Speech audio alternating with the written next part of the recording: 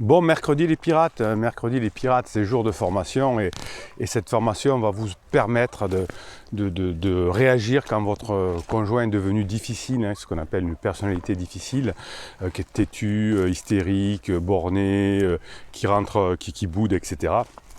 Comment réagir face au côté difficile de votre conjoint. Alors c'est pas tout le temps, hein, il n'est pas tout le temps difficile, mais c'est très dur quand on se sent rejeté, quand on se sent abandonné, quand on se sent trahi, quand on sent que c'est injuste, quand on se sent humilié. Voilà, on va voir dans cette formation comment faire. Ce matin, je vais vous expliquer dans cette vidéo pourquoi ils sont si méchants.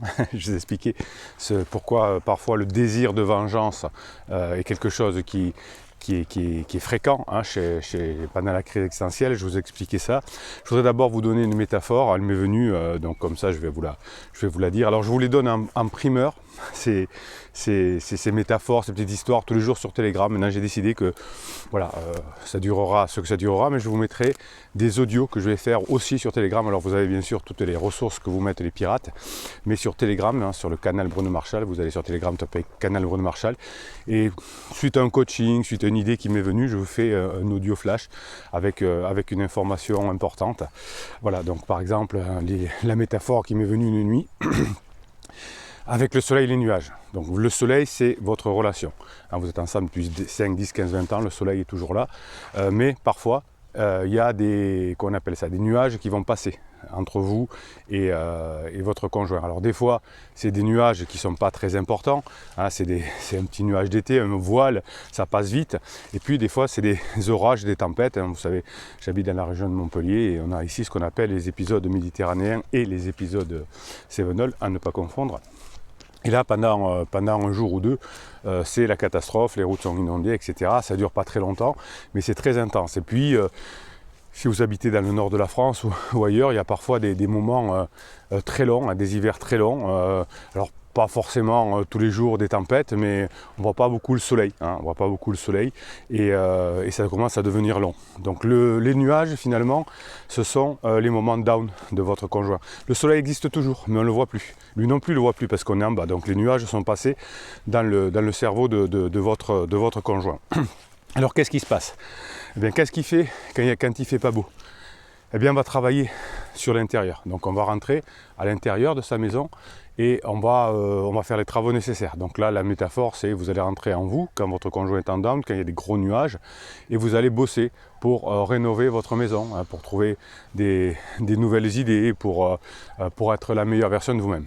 Et dès qu'il y a du up, c'est-à-dire qu'il y a des moments de soleil, et l'hiver, il n'y en a pas souvent, quand le couple est en période difficile, eh bien, quand il y a un petit up, vous allez sortir dehors et vous allez arranger votre jardin. Hein, vous allez couper du bois, vous allez, je sais pas, nettoyer les chaises, j'en sais rien, de façon à ce que lorsqu'il y aura beaucoup plus de up, vous puissiez encore aller dehors et que lorsqu'il n'y aura plus du tout de nuages, vous puissiez profiter à la fois de l'intérieur et de l'extérieur. Donc quand il y a des gros nuages, ça ne sert à rien d'aller nettoyer les sièges dehors, hein, on va attendre un petit peu parce que ça va se ressalir de toute façon. Donc on reste à l'intérieur et donc la métaphore, vous avez compris, hein, quand votre conjoint va bien, donc c'est qu'il est en up, ben vous allez aller vers l'extérieur de vous, hein, vous allez aller vers lui, vous allez badiner, vous allez rigoler, vous allez plaisanter, vous allez sexualiser.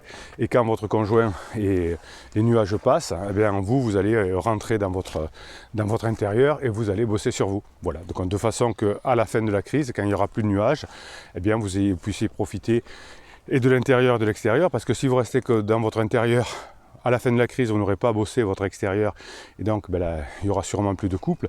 Et si pendant les nuages, vous ne bossez pas sur vous, vous n'en profitez pas pour bosser sur vous, quand il n'y aura plus de nuages, on ne pourra pas en profiter non plus. Pas mal la métaphore, hein. Bon, allez, ok. Donc ça, les formations et les coachings, vous les avez en descriptif de cette vidéo. Donc la formation qui sort aujourd'hui, c'est comment gérer votre conjoint quand il est devenu difficile. À tous les moments, votre conjoint peut avoir des moments difficiles. Comment on gère ces moments-là, ces moments d'hystérie, ces moments de crise, ces moments de bouderie, ces moments où je suis têtu, où je veux rien entendre, où vous souffrez beaucoup parce que c'est dur de se sentir rejeté, je sais, je vous ai tous les jours en coaching, je sais la souffrance qu'il y a et c'est pour ça aussi que j'ai décidé de faire ce métier, pour vous aider à passer ces moments difficiles, parce que j'ai tellement vu de personnes qui sont heureuses après, dans la phase 4 du couple, et que souvent il ne manquait pas grand chose, hein, vous savez, des fois on peut rebrousser chemin alors qu'on est à 50 mètres de l'arrivée et on se dit non j'abandonne et on reprend le chemin inverse et là c'est encore plus dur. Donc j'ai décidé de faire ce métier depuis 20 ans maintenant. Parce que je sais qu'il y a très souvent, on n'est pas si loin que ça. Et que souvent, il faut attendre que les nuages se dissipent. Mais faut pas, vous savez, moi j'ai horreur des solutions extrêmes parce que ça ne marche pas. Hein, j'ai vu, tiens, regardez, le soleil il va se lever ce matin. On le voit, oui. Tac, c'est pas beau ça, hein, avant de faire les coachings. Et oui, c'est important. Voilà, c'est important pour moi de me nourrir de cette énergie solaire pour vous la donner. Oui, du coup, j'ai perdu le fil. Oui, je sais que c'est super dur pour vous. Mais vous savez, j'ai horreur des idées simplistes. Hein. Un conseil d'ami qui vous dit mets un ultimatum, c'est extrême. Un silence radio, c'est extrême. Une lettre magique, c'est extrême. Une manipulation, c'est extrême. Moi, je suis plus dans la sensibilité, dans la science, dans la neuroscience, vous avez compris. On est fin quand on est des pirates. Et ça ne sert à rien d'aller taper, d'insulter les nuages, ça ne sert à rien. Hein, ils vont pas. Mais il ne faut pas non plus attendre bêtement que les nuages se partent, parce que quand les nuages seront partis, qu'il fera à nouveau un beau soleil, si vous n'avez pas rénové votre maison et si vous n'avez pas préparé votre jardin, vous ne pourrez pas en profiter. Si vous n'avez pas préparé votre jardin quand il n'y aura plus de nuages, vous ne pourrez pas en profiter. Notez bien ça, ok? Allez, je vous fais maintenant quelques idées sur le pourquoi on est si méchant et qu'on devient une personnalité difficile quand on est en crise. Hein, la science nous aide là-dedans, je vais vous expliquer pourquoi. Alors quand on est en crise, effectivement, souvent on a envie d'être moins dans la douleur et on croit, quand on est en crise en tout cas, que son malheur vient de son mari, de sa femme, hein, de son conjoint. Là, c'est le premier, généralement c'est la première tête de Turc et on va s'en prendre finalement à ses proches quand on se sent bien pour pouvoir finalement diminuer son stress. Hein, donc il y a des recherches qui ont été faites évidemment avec l'imagerie cérébrale, hein, vous avez bien compris, et finalement la vengeance est quelque chose qui finalement nous fait du bien, hein, et c'est pour ça qu'il va falloir gérer par cette formation là le désir de vengeance de votre conjoint, car déjà ça mène à rien, et quand il aura terminé ses nuages, quand les nuages seront partis, il s'en mordra les doigts. Donc il y a des personnes qui aiment se venger et finalement on en parle très peu de cette vengeance-là. Heureusement que les neurosciences en passent parce qu'on ne sait pas vraiment ce qui se passe dans le cerveau. Donc l'accent se déplace effectivement souvent sur des erreurs de l'autre, tu m'as fait trop souffrir, etc. Alors qu'en réalité, souvent, on veut simplement se soulager et pour cela, il va falloir trouver effectivement des raisons de paraître comme victime. Alors Shakespeare écrivait, ça j'aime beaucoup cette phrase de Shakespeare, « Si vous nous piquez, ne saignons-nous pas, si vous nous chatouillez, ne rions-nous pas, si vous nous empoisonnez, ne mourrons-nous pas, et si vous nous faites du tort, ne nous vengerons-nous pas ?» Donc là, la vengeance pourrait sembler logique, hein, voire inévitable quand on se sent mal, mais finalement on croit que cela apportera un grand soulagement à sa douleur de la crise existentielle, mais comme le problème ne vient pas de l'autre, mais vient de son passage de vie, les preuves montrent que une personne qui cherche à se venger, au lieu de pardonner, au lieu de lâcher prise, va avoir tendance à se sentir beaucoup plus mal sur le long terme. Donc quand votre conjoint vous se sert finalement à vous faire du mal, peut-être inconsciemment, il se fait du mal à lui-même à long terme, et c'est pour ça que d'ailleurs on finit épuisé. Donc l'idée, c'est de canaliser votre énergie, je vous l'explique dans la formation, hein, pour faire en sorte de continuer d'être socle-là quand votre conjoint essaye de baisser votre énergie. Quand votre conjoint essaye effectivement de vous montrer qu'il a un caractère difficile, hein, finalement il va vous causer chez vous de la détresse, de la douleur, et finalement ce qui va faire que vous allez vous sentir mal, mais votre conjoint aussi. Hein, parce que souvent d'ailleurs, vous me dites en coaching, mon conjoint m'a dit, il écrit des fois le conjoint parce qu'il n'ose pas trop le dire, il dit je sais que je te fais du mal, je suis désolé, tu ne mérites pas ça, etc. Donc du coup votre conjoint, quand il a une personnalité difficile, vous fait du mal. Hein, donc vous allez essayer de ne pas renchérir, hein, pour que votre conjoint vous dise encore des horreurs qui lui feront plus mal encore et qui rendront finalement plus difficile son retour. Donc effectivement, votre conjoint se sent blessé, se sent trahi, se sent pas en confiance avec vous, hein, c'est juste sa crise qui fait ça, et finalement sa conscience va se charger petit à petit de culpabilité. Gandhi disait aussi, alors ce matin dans les citations, Gandhi disait œil pour œil pour œil, œil pour œil, dent pour dent, et ça finira par rendre le monde entier aveugle. Oui, ben pensez que finalement, ça ne sert à rien de rendre coup pour coup pendant la crise de votre conjoint, je vous l'explique dans la formation, sinon on va avoir des problèmes hein, avec les nuages, hein, on va dire, et ce sera compliqué quand on sera tous les deux devenus aveugles avec votre conjoint de revenir ensemble. Donc on ne peut pas gagner pendant la crise existentielle, hein, on passe juste les étapes sans essayer de trop s'abîmer, mais personne ne peut gagner. Votre conjoint, quand il est difficile, si vous essayez de le convaincre, vous allez perdre un temps précieux. Et votre conjoint perd un temps précieux finalement à être difficile avec vous parce que le problème ne vient pas de vous. Et c'est pour ça qu'au bout d'un moment, hein, il commence à devenir négatif, il commence à avoir une énergie négative qui le prend. Voilà. Donc deux torts finalement ne font pas un bon juste. Hein. C'est pas parce que votre conjoint a tort et si vous avez tort vous aussi, si il est difficile, si vous devenez difficile aussi, si vous écoutez le je te laisse pas faire, pose-lui un ultimatum, enfin être difficile aussi, boude. Hein. Il y a un client qui me disait j'ai boudé pendant quelques jours parce qu'il y a un coach qui me l'avait conseillé. Bah, ça n'a pas marché du tout Bruno. Bah, oui, ça ne m'étonne pas. Donc c'est pas parce que votre conjoint a tort que vous devez avoir tort aussi. Hein. Sinon vous allez être pris dans une boucle sans fin et vous aurez beaucoup de mal à y parvenir. Donc je vous explique la bonne méthode. Quand votre conjoint est devenu difficile, il y a des moments, hein. Après ça va mieux, puis ça redevient difficile, etc. Hein, donc l'hystérie, comment on la traite, la bouderie, comment on la traite, le côté têtu, comment on le traite. Hein, on parle de neurosciences, on parle de psychologie. On parle de stratégie hein, dans cette formation et je pense que c'est important de la connaître hein, déjà pour que vous ne souffriez pas, que vous sortez de cette souffrance et que effectivement la crise ne s'éternise pas parce que chaque fois qu'on fait des interdits, eh bien, on s'éloigne.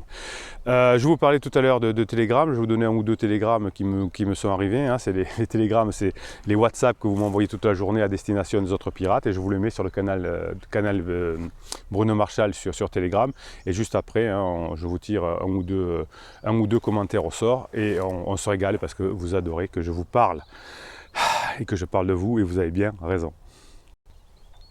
Allez, une pensée pour toutes les personnes qui se battent chaque jour pour sortir la tête de l'eau, pour tous ceux qui gardent le moral malgré tout ce qui peut leur arriver. Des fois la vie change d'un instant à l'autre, donc prenons soin des gens que nous aimons et faisons en sorte de les garder le plus longtemps près de nous. Moi je crois que tout est dit là-dedans, hein. C'est pas parce que votre conjoint fait sa crisounette, c'est pas parce qu'on se sent mal, hein. C'est pas parce que y a des nuages que l'on va tout casser. Je sais que la part de votre travail est importante, que votre conjoint ne fait rien, que c'est désespérant. C'est vous qui décidez, hein. Si vous voulez continuer votre couple, ben vous savez ce qu'il vous faut faire, ça passe par un gros travail sur vous, ça passe par beaucoup de patience, ça passe par apprendre des choses, donc c'est pas perdu puisque vous allez tout ce que vous apprenez, vous l'utilisez dans d'autres secteurs de votre vie, mais vous savez par où, vous savez que vous pouvez y arriver, que plus vous allez bosser, plus vous allez augmenter vos probabilités, voilà. Alors, qu'est-ce qu'on nous a envoyé encore ? Je parle avec les yeux, j'écoute avec le cœur, je comprends avec le temps. Je parle avec les yeux, j'écoute avec le cœur, je comprends avec le temps. Oui, il faut beaucoup de temps pour comprendre les crises existentielles, mais quand on les a compris, finalement, ça nous revigore et le couple se termine encore mieux. Effectivement, on est encore mieux après les crises, c'est vrai. Je suis d'accord avec. Hop. L'huître forme une perle à partir d'un grain de sable qui la dérange. À partir d'un problème dans sa vie, on en fait une œuvre d'art, oui. Grâce à la crise de votre conjoint, vous apprenez les compétences sociales, les neurosciences. Vous êtes entré dans une team, dans une famille, dans une vraie famille avec des gens qui travaillent, des gens qui se remettent en question, des personnes qui traversent des crises, hein, qui ont des grains de sable, mais qui en font des perles. Très bien. T'as commandé quoi toi à Noël? De l'humour, pas con, vu que tu ne peux rien miser sur le physique, connard. Ah pardon, je vois que t'as pas encore ouvert le paquet. Oui, hein, l'autodérision, c'est important. Ce que le bonheur fait à notre cerveau, hein, comment le sport vous rend plus heureux, faites du sport, voilà, donc ça c'est une planche de Santé Magazine très intéressante. Tu n'apprends rien de la vie si tu penses que tu as toujours raison, oui, hein, si vous pensez que vous avez raison, vous aurez du mal, et si votre conjoint croit avoir raison, et si vous voulez avoir aussi raison, hein, face à face, c'est compliqué. Votre conjoint bien d'ailleurs, hein. Surtout si c'est un homme, que vous lui disiez de temps en temps, quand il a raison, ouais t'as raison, parce que sinon votre conjoint se dit, de toute façon toi t'as toujours raison, tu vas avoir raison, voilà. Et ici on est une chaîne scientifique, hein, on n'a pas raison, on observe ce qui se passe, on décrit des faits et on décrit des solutions pour pour améliorer ses faits. On n'a pas raison, on n'a pas tort, on décrit des faits et des solutions qui marchent. Un vieux sage disait, le menteur lorsqu'il est découvert, soit il s'énerve, soit il fait la victime. Ça c'est bon ça. Le menteur lorsqu'il est découvert, soit il s'énerve, soit il fait la victime. C'est pour ça que votre conjoint n'avoue pas, hein, et que s'il avoue, il dit c'est ta faute, tu m'as poussé dans ses bras, donc victime. Hein. Et puis de toute façon, donc souvent d'ailleurs il s'énerve et il fait la victime. De toute façon, tu n'avais pas à me contrôler, tu n'as pas à me contrôler, je fais ce que je veux, je suis libre, etc. Tu vois, tu m'oppresses. Ça vous parle. Donc je vous explique dans la formation du jour comment on répond à ce genre de choses. Allez, je vous tire un commentaire au sort. Hein. Les commentaires, c'est sous ces vidéos. C'est là que s'exprime la team, la famille, et c'est là que je vous réponds, c'est là que je participe. Hein. J'essaye de répondre à vos messages dans la journée aussi. Hein, c'est là que je participe à nos discussions.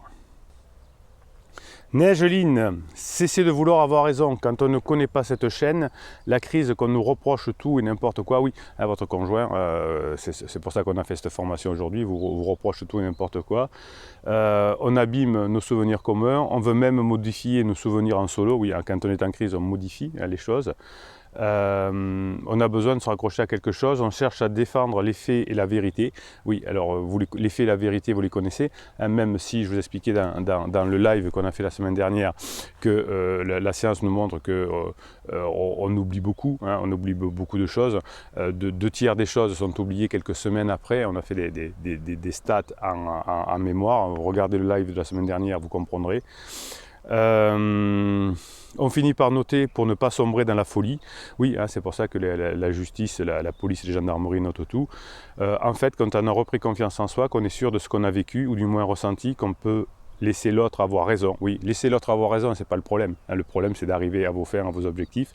Il n'empêche que les enfants présents peuvent mal le vivre. Oui, les enfants souffrent aussi de la crise du conjoint. Vous savez que votre conjoint est en crise, il en souffre, donc il vous fait souffrir, il fait souffrir les enfants, il fait souffrir les gens au boulot, il fait souffrir ses amis. Oui, c'est exponentiel, c'est une traînée de poudre. Donc vous, en étant rock, vous allez bloquer la crise sur votre conjoint. Évidemment, on fait souffrir aussi pansement. Or, on est acteur et responsable de son équilibre présent et futur avec impact sur le couple futur, un vrai écart de pirate. Oui, c'est vrai qu'on pense différemment, c'est vrai que alors c'est différent, mais c'est basé sur les sciences. Hein. Vous savez que peu de choses sont basées sur les sciences aujourd'hui. On a des idées parfois un peu farfelues. Ben, nous ici, dans cette team, dans cette famille de pirates, on a décidé de travailler avec les neurosciences, parce que j'adore ça. Neigeline envoie un message à Harry, reprends confiance, il n'y a pas de comparaison possible entre une copine de jeu plus jeune qui permet de se croire encore ado et oublie qu'on a porté des enfants et fondé une famille, et l'homme pilier protecteur des enfants et leur mère, la femme qui ne sait plus comment gâter pour lui plaire, puisque tu as les moyens de réaliser tes sains projets familiaux qui sont aussi une part des rêves, comme le voyage tous ensemble vers la belle famille et les marquises, c'est cela, de l'aventure en projet, sortir de l'île un peu plus. Hein, ça, c'est tout à fait génial.